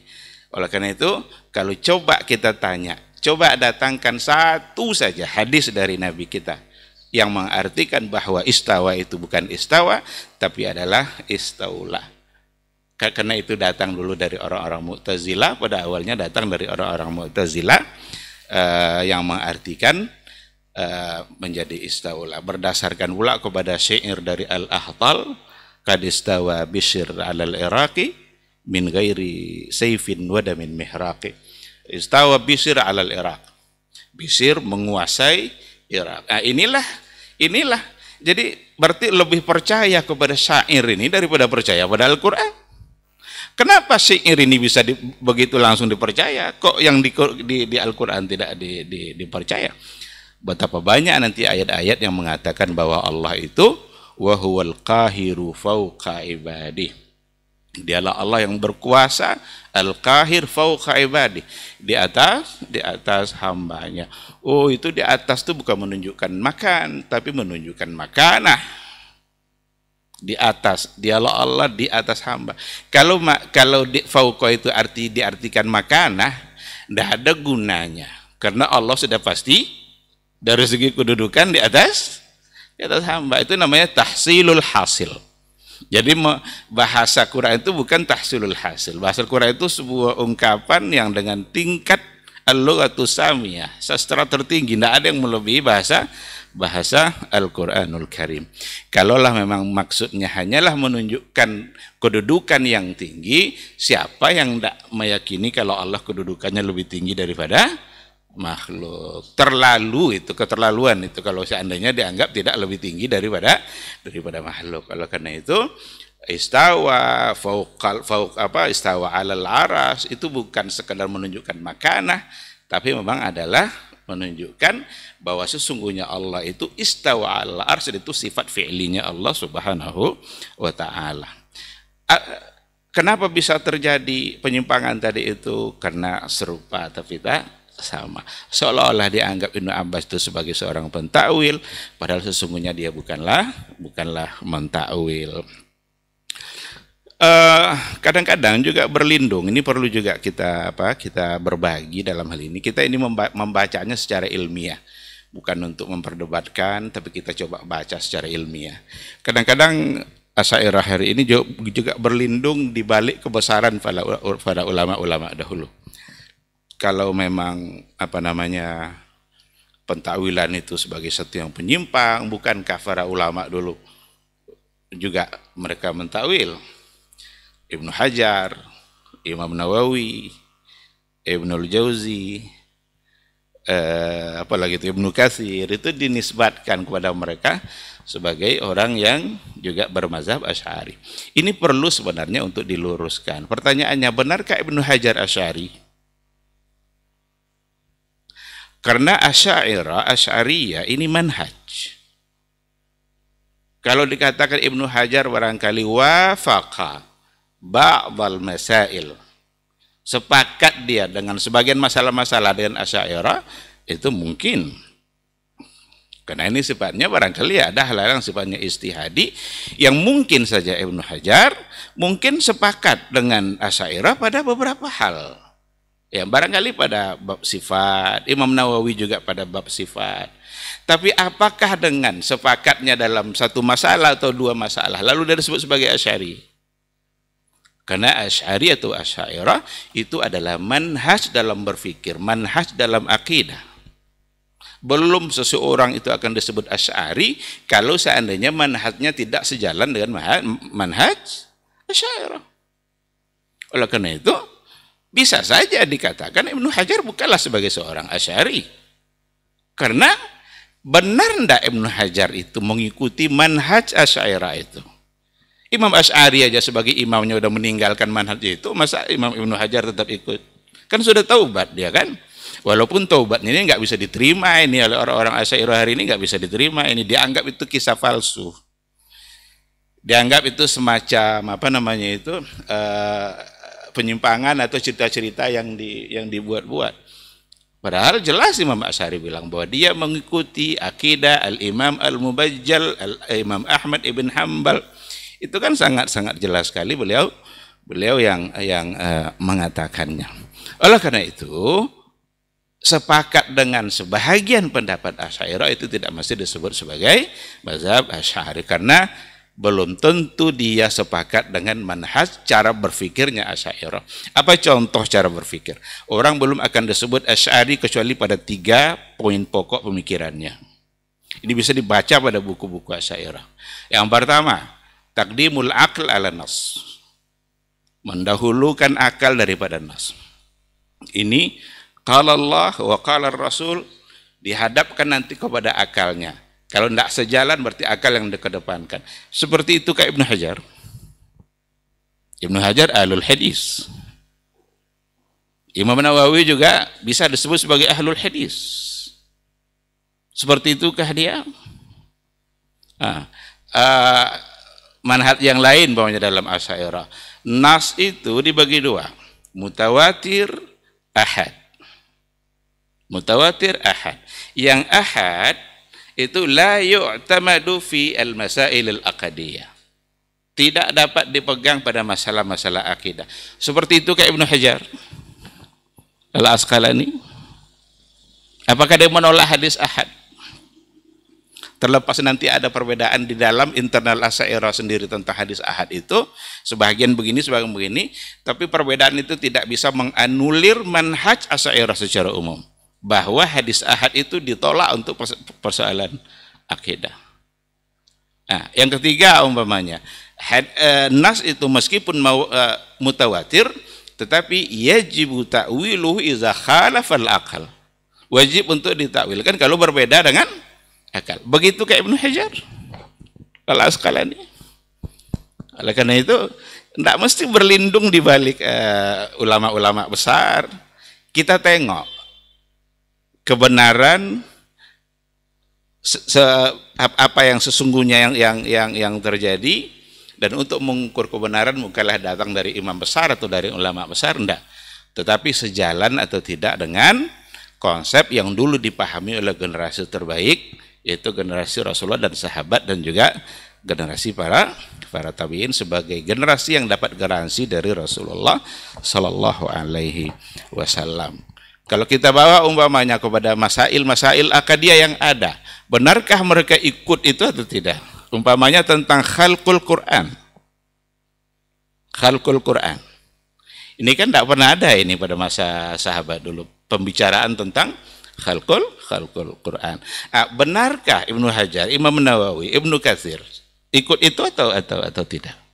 Jadi oleh karena itu yang benar adalah ulama-ulama besar itu sepakat dengan sebahagian pandangan-pandangan Asy'ariyah khususnya pada masalah sifat, tetapi itu tidaklah membuat mereka langsung disebut sebagai Asy'ari. Ada memang yang sejalan dengan manhaj itu seperti Imam Al-Juwaini. Memang Imam Al-Juwaini pernah mengatakan bahwa dalam persoalan hadis-hadis ahad dia cenderung memang untuk mengatakan bahwa itu tidak dapat digunakan dalam persoalan akidah karena dia hanya sifatnya zanni. Ini. Jadi yang pertama dalam persoalan tafsir dan ta'wil. Yang kedua, saya ambil contoh untuk yang kedua. Umpamanya antara zat dengan jisim. Zat dengan jisim. Kita ketika membahas atau membaca ayat Al-Quran, wa yabqa wajhu rabbika dzul jalali wal ikram, wa yabqa wajhu rabbik, maka kekallah wajah Rabbmu. Lalu orang sekarang muncul pertanyaan, bukan sekarang sebenarnya, yang sebelumnya sudah ada. Apakah wajhu di sini jisim? Pertanyaan seperti ini tidak pernah muncul pada masa dulu. Tidak pernah muncul. Apakah ini jisim? Sekarang Allah punya zat enggak? Punya.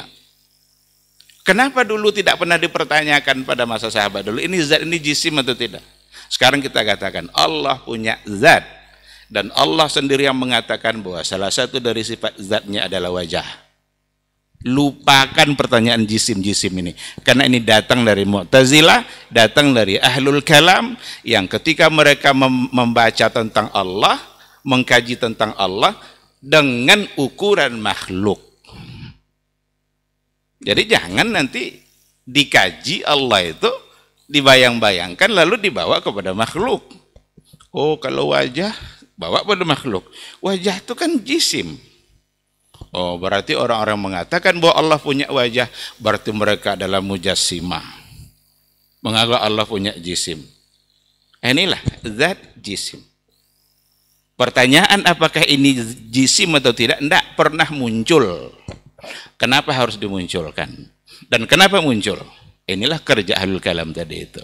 Mereka membawa ukuran makhluk untuk kemudian ditolaknya apa yang ada pada makhluk itu semuanya ditolaknya pada Allah Subhanahu wa taala.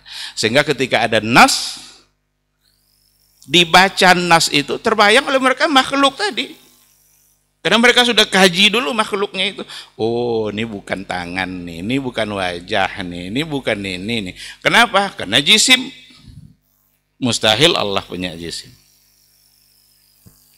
Padahal ketika ada ayat Al-Quranul Karim di hadapan kita, ada hadis-hadis Rasulullah SAW di hadapan kita, disinilah konsep ulama salaf dulu, ta'zimun nusus ala ra'si wal ain.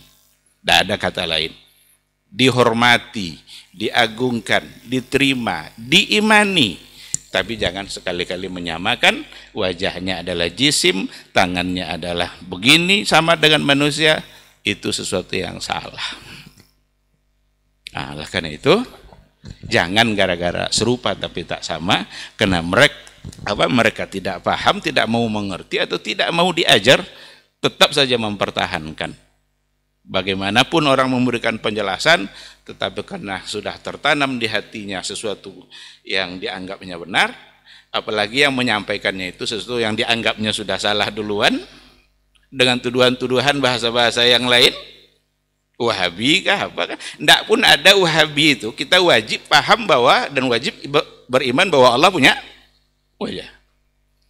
Seandainya Wahabi tidak hadir ke muka bumi ini, maka sesungguhnya akidah itu sudah ada pada masa Rasulullah Sallallahu Alaihi Wasallam. Ini masih ada waktu. Baik, sedikit lagi. Serupa tapi tak sama ini juga lah yang membuat Syiah mudah berkembang di Indonesia. Serupa tapi tak sama. Sangat mudah Syiah berkembang di Indonesia. Kenapa demikian? Karena ada kesamaan-kesamaan. Syiah begitu mudah untuk bersanding nanti bersahabat dengan orang-orang sufi, orang-orang tarikat. Kenapa demikian? Ada kesamaan.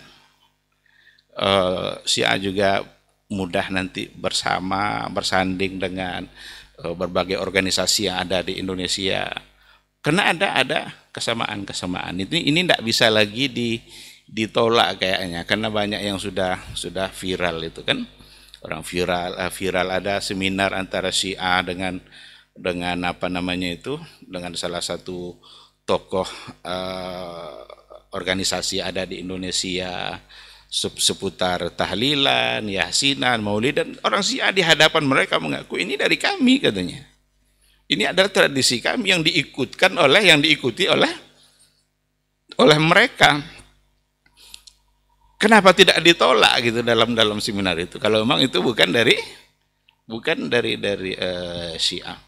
Orang Syiah sangat berlebih-lebihan dalam menghormati keturunan Nabi. Sangat berlebih-lebihan dalam menghormati keturunan Nabi. Bahkan keturunan Nabi pun dianggap sebagai sama dengan Nabi. Imam-imam mereka itu dianggap semua dari keturunan Nabi yang kedudukannya sama dengan Nabi. Apa yang dikatakan oleh imam itu juga lah nanti yang akan dijadikan sebagai dasar beragama. Karena itu sama dengan wahyu. Jadi ada gulu, ada berlebih-lebihan. Itu juga yang terjadi di Indonesia terhadap orang-orang yang dianggap sebagai keturunan Nabi, yang disebut sebagai Habib. Kita wajib menghormati semua orang, termasuk Habib itu.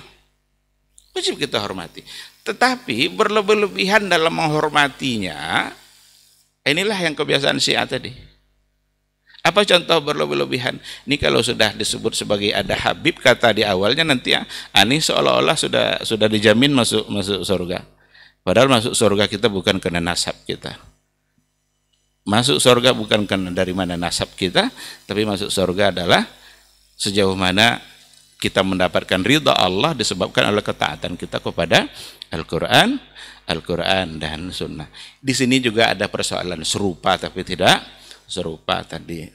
sama. Maka mereka bisa berkembang. Ditambah lagi dengan slogan-slogan yang dibangun oleh negara kita sendiri, saling menghormati, tidak boleh menyalahkan, hidup berdampingan. Kalau sudah tidak boleh menyalahkan gimana? Bahasa tidak boleh menyalahkan itu saja, itu sebenarnya dalam agama kita enggak diterima. Berarti tidak ada lagi amar ma'ruf nahi mungkar. Ini orang mabuk ini mau dibiarkan aja? Orang berzina mau dibiarkan aja? Hilang nanti semangat amar ma'ruf nahi mungkar. Kalau kesalahan dalam persoalan seperti itu harus dicegah, apalagi persoalan dalam masalah akidah. Kalau memang salah, ya perlu untuk diluruskan agar akidah itu menjadi lurus, karena ini yang membuat kita selamat nanti di akhirat kelak. Nah, karena itu bahasan kita pada hari ini sebenarnya bahasan yang sangat penting sekali, serupa tapi tak sama. Mungkin bahasannya akan lebih luas dari apa yang kita bahas. Mudah-mudahan sedikit dari yang kita tayangkan pada hari ini bisa menambah wawasan kita, bisa menambah ilmu kita bersama. Dan mari sama-sama kita terus belajar. Jangan tertipu oleh keserupaan yang ternyata tidak sama. Gara-gara ada kemiripan lalu dianggap itu yang benar. Ternyata di situ awal dari kesalahan. Demikian, terima kasih. Subhanakallahumma bihamdika asyhadu an la ilaha illa anta astaghfiruka wa atubu ilaik. Assalamualaikum warahmatullahi wabarakatuh. Waalaikumsalam warahmatullahi wabarakatuh. Taib, jazakallahu khairan Ustaz untuk materi kita di kesempatan hari ini atau bahasan kita mengenai serupa tapi tak sama. Mudah-mudahan dari ilmu yang sudah disampaikan para asatidz kita bisa menjadi tambahan wawasan dan juga bisa kita aplikasikan dalam kehidupan agar tidak terjebak kepada keserupaan tadi padahal tidak sama. Sebelum menutup kajian atau diktat kita pagi hari ini, Ustadz, kita bacakan satu pertanyaan yang masuk di 082174909911 dari hamba Allah di Raja Wali. Assalamualaikum Ustadz. Ada narasi seperti ini Ustadz. Allah punya tangan, Allah punya wajah, Allah punya Allah di atas. Allah sendiri yang mengatakan, kenapa kalian tidak percaya? Ini narasi yang ditimbulkan oleh golongan Salafi Wahabi yang notabene-nya itu menjisimkan Allah Subhanahu wa taala. Kami sebenarnya tidak menolak ayat-ayat sifat bahwa Allah di atas punya tangan dan segala macamnya, sebenarnya hanya memalingkan makna dan menyerahkan artinya kepada Allah. Mohon penjelasan ini, apakah pemahaman seperti ini dibenarkan Ustaz? Jazakallahu khairan. Nah, Ustaz.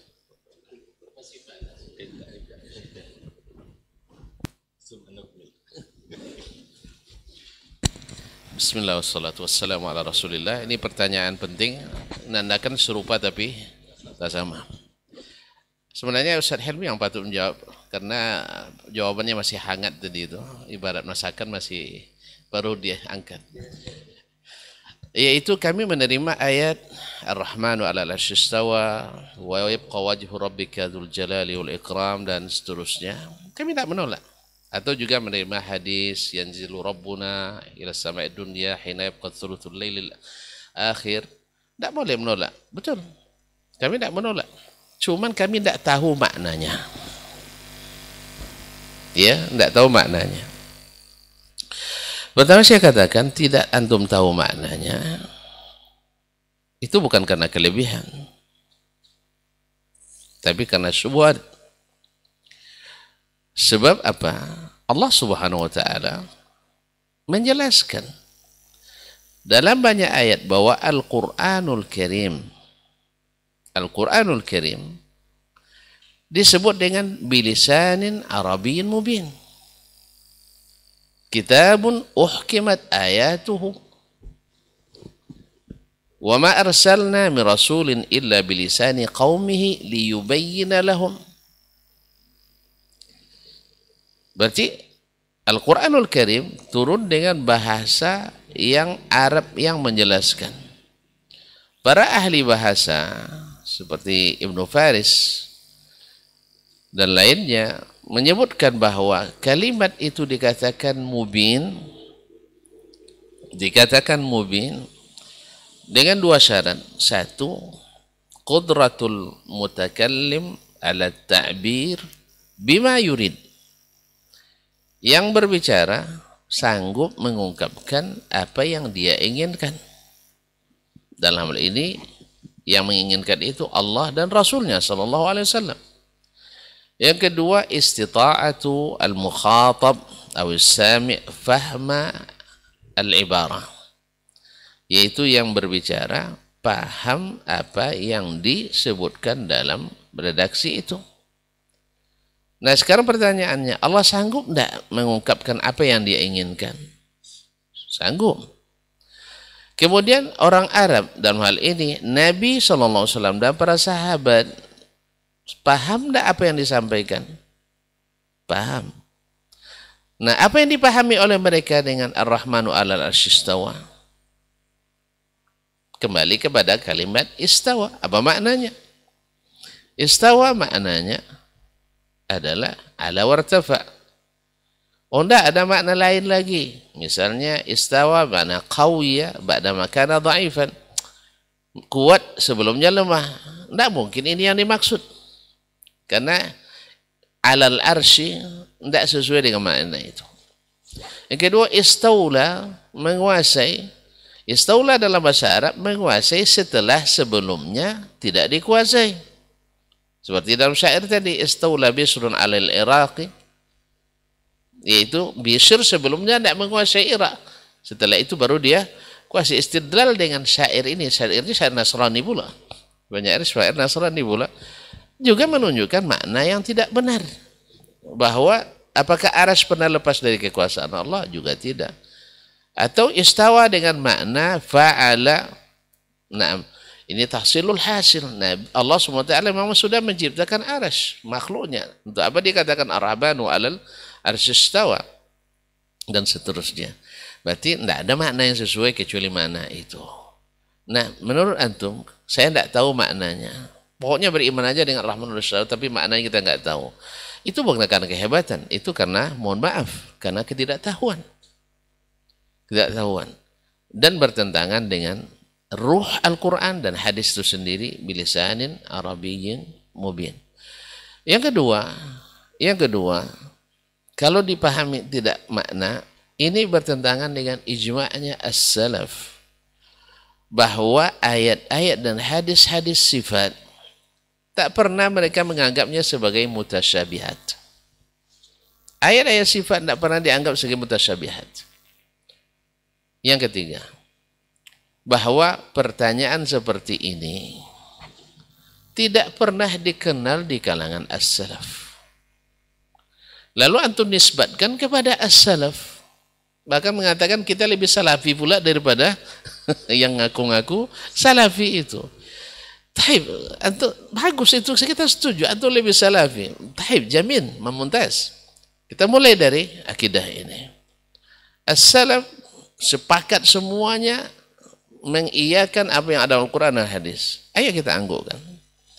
Mulai keyakinan, mulai pada amalan. Kita lihat, as-salaf mereka muqallid kepada Nabi SAW. Ayo kita taklid dengan Nabi SAW. Ini antum baru ajak berjenggot aja sudah mulai apa? Dia ajak berjenggot yang ringan saja. Belum sanggup antum. Ya, mulai mencari-cari takwil-takwil. Ya, karena pisau cukur gak ada, atau liberalnya. Atau itu untuk mukhalafatul Yahud non Majus. Sekarang orang Yahudi sudah berjenggot semua.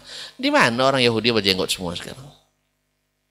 Di mana orang Yahudi yang berjenggot semuanya sekarang? Enggak ada. Tetap saja orang-orang yang hakamnya itu. Nah, apakah dan itu sejak zaman Nabi hakam itu juga berjenggot? Bukan itu termasuk oleh Nabi, karena dominan orang Yahudi, orang awamnya cukur jenggot dulu, maka dilarang oleh Nabi SAW. Kemudian Nabi bukan alasan itu, hanya hikmah. Bukan alasan itu. Alasannya adalah waktu fitrah. Ya, untuk yang ringan-ringan aja itu tidak bisa. Ma'asyarul kiram dirahmati Allah. Jadi kalau memang lebih salafi, mantap. Bawa dalil satu persatu dari setiap ayat-ayat sifat itu yang ditakwilkan oleh as-salaf. Bukan tadi, saya katakan tadi, nisbatkan sesuatu ternyata tidak sabit. Makanya kena di naqlun ghairu musaddaq. Ya, kadang-kadang Masya Allah, kami punya sanad katanya, diriwayatkan oleh Imam Al-Baghdadi. Oh, sangka Khatib Al-Baghdadi, rupanya Abdul Qahir Al-Baghdadi. Dan kitabnya Al-Farq Bain Al-Firaq. Ternyata tidak bersanad. Diriwayatkan oleh beliau dari Imam Ali bin Abi Thalib. Dia wafat tahun 400-an. Ali bin Abi Thalib wafat tahun 30. Tahun 40, maaf. Tahun 40. Antaranya 380 sekian tahun. Itu sanad rupanya.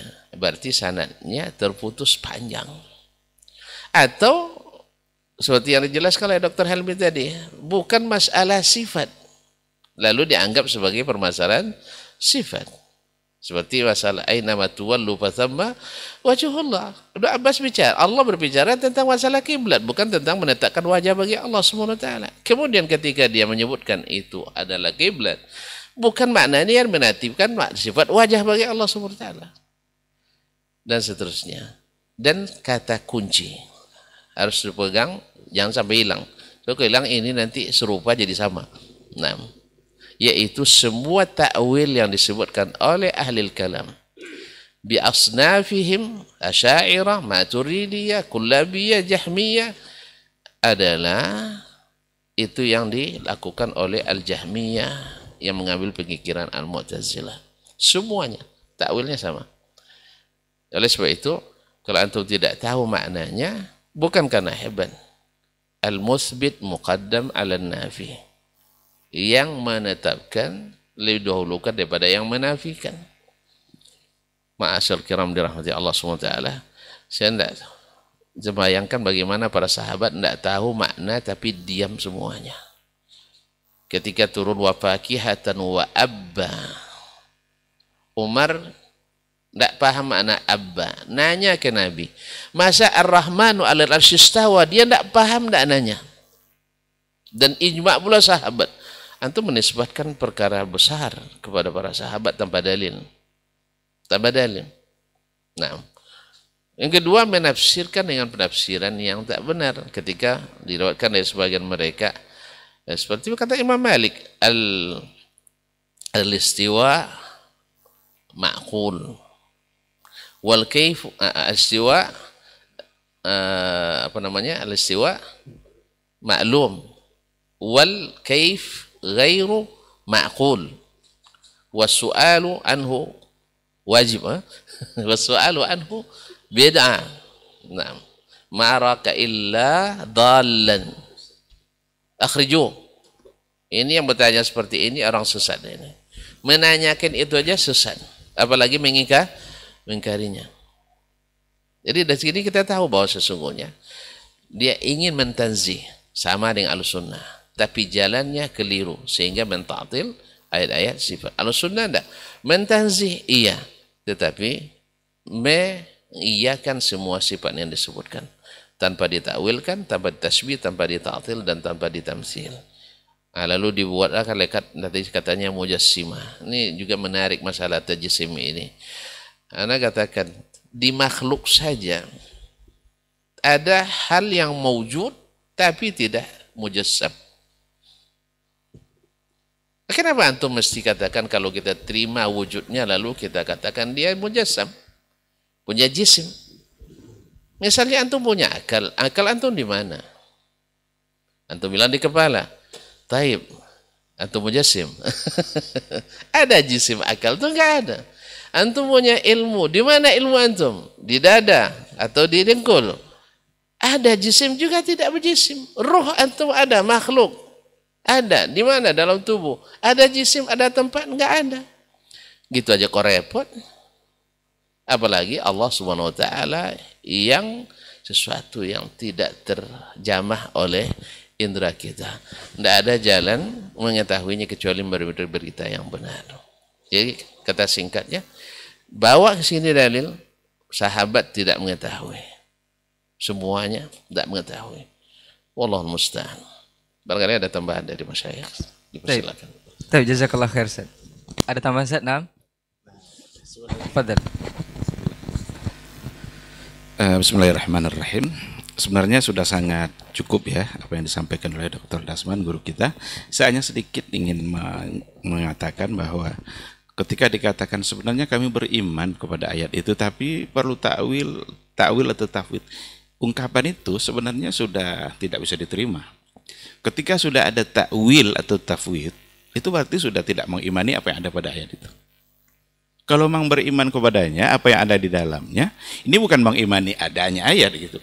Adanya ayat semua orang Islam ya tetap akan percaya. Tapi dengan apa yang ada pada ayat, selagi ada takwil, berarti sudah tidak percaya dengan apa yang ada. Kalau memang sudah percaya, kenapa harus ditakwil? Kalau sudah ada takwil berarti sudah memalingkan maknanya karena sudah tidak dianggap makna yang ada di situ. Nah, tafwid. Kami sebenarnya tafwid tapi bukan tafwidul kaifiyah tapi tafwidul makna. Ini yang tadi dikatakan oleh guru kita. Berapa banyak nanti ayat kata dalam Al-Quran yang dia tidak punya makna. Inilah kok ini. Quran itu sesuatu yang tidak mungkin disifati dengan seperti itu. Menganggap bahwa apa yang datang lalu kita tidak paham maknanya. Dikatakan istawa, tidak paham maknanya, terserah Allah. Ini sebenarnya juga tidak pernah kita menemukannya dari generasi terbaik. Yang ada pada generasi dulu itu bukan tafwidul maknanya, tapi tafwidul kaifiyah. Al-makna jelas. Orang Arab ketika disebutkan ayat itu, mereka sudah memahami apa yang dimaksud. Tidak mungkinlah sebanyak itu ayat yang berbicara tentang sifat-sifat Allah lalu dia semua tidak punya makna. Oleh karena itu yang harus ditafwid itu bukan maknanya tapi kaifiyahnya. Inilah yang seperti terwakili oleh kata Imam Malik tadi itu kan, al-makna ma'lum. Apa yang ma'lum kalau memang Kalau memang tidak jelas gitu kan. Atau al-ma'na apa al-istiwa ghair majhul. Apanya ghair majhul? Kan ada dua bahasa kan. Yang ini ghairu ma'kul. Kaifiyahnya baru ghairu ma'kul. Adapun ketika diimani wajah dengan arti wajah lalu jisim, saya kira tadi itu sudah jelas. Udara, angin itu makhluk enggak? Mana jisimnya? Udara nih di sekeliling kita ada dia. Mana jisimnya? Jadi kalau pada makhluk saja kita sudah tidak bisa melazimkannya, apalagi kepada Allah Subhanahu wa taala. Allah itu khalik, makhluk selain dia adalah makhluk, maka pahamilah Allah dengan bagaimana Allah mengenalkan dirinya kepada kita dan Rasulnya. Jangan kenali Allah melalui kaidah-kaidah yang diterapkan pada makhluk, maka pasti akan menyimpang. Wallahu a'lam. Baik, jazakallah khairan Ustaz untuk jawabannya. Clear, mudah-mudahan jelas untuk antum kaum muslimin kaum muslimat yang menyimak kajian kita di kesempatan pagi hari ini. Barangkali ini tidak bosan-bosan para guru kita akan banyak lagi tema-tema yang berbeda, masih seputar akidah. Ini memang perlu diulang-ulang karena banyak sekali syubhat-syubhat yang bermunculan dari berbagai kalangan. Taib, jazakallah khairan Ustaz untuk ilmu dan kesempatannya untuk hari ini. Mudah-mudahan pekan depan kita bisa bersama lagi dengan tema yang berbeda insyaallah. Kita tutup kajian kita untuk hari ini dengan doa kafaratul majelis. Subhanakallahumma wa bihamdika asyhadu an la ilaha illa anta astaghfiruka wa atubu ilaik. Wassalamualaikum warahmatullahi wabarakatuh.